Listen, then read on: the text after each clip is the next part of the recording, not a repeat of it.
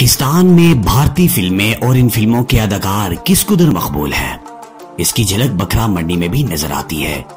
کراچی میں عید الاضحیٰ کے موقع پر ہر سال یہ منڈی قائم کی جاتی ہے، مگر اس سال کترینہ، منی، شیلا اور چندر مکھی فروخت ہو رہی ہیں۔ یہ شیلا اور منی ہیں۔ مالک کا کہنا ہے کہ دونوں بہنیں ہیں اور ایک ہی وزن کی ہیں، مگر شیلا یعنی کترینہ اور منی یعنی ملائکہ دونوں سے ان کا وزن کئی گنا زیادہ ہے۔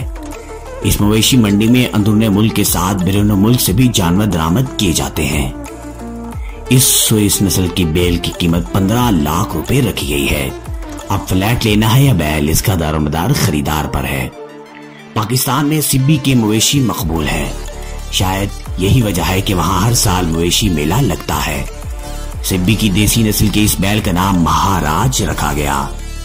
مالک کا کہنا ہے کہ اس کی رنگ اور قدامت کے باعث یہ نام اس پر جچتا ہے۔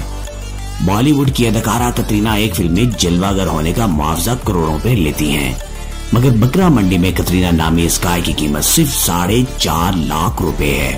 یہ بھی زیادہ ہے۔ گائے اور بیل کے فلم سٹار کے ساتھ ساتھ مقامی نام بھی رکھے گئے ہیں۔ اس بیل کا نام فخر پاکستان رکھا گیا ہے۔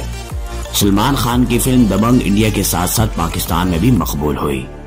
مویشی منڈی میں کئی دبنگ بھی نظر آئیں گے، جن میں یہ بیل بھی شامل ہے، جبکہ باڈی گارڈ نامی بیل آتے ہی فروخت ہو گیا۔ کئی فٹ چوڑے اور کئی فٹ لمبے اس بیل کا کوئی نام نہیں، مگر منڈی میں سب سے بھاری جانوروں میں سے اس کا شمار ہوتا ہے۔ اس بیل کے مالک کا کہنا ہے کہ جانوروں کے فلمی نام رکھنے سے اس کی خصوصیات بڑھ نہیں سکتی، خامیاں ضرور چھپ سکتی ہیں۔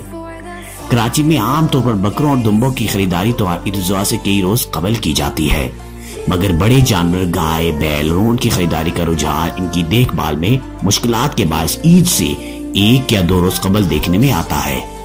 قربانی کے جانوروں کی خوبصورتی میں اضافے کے لیے ان کی آرائش اور زیبائش کا سامان بھی دستیاب ہے، جن کی قیمتیں بھی زیادہ ہیں، کم سے کم 500 سے لے کر 4000 روپے تک ہے۔ مزید انٹرسٹنگ ویڈیوز کے لیے ہمارے چینل کے ساتھ بنے رہیے اور ہمارے چینل کو سبسکرائب اور بیل آئیکن کو پریس بھی ضرور کیجیے گا تاکہ ہر آنے والی ویڈیو آپ کو بآسانی مل سکے۔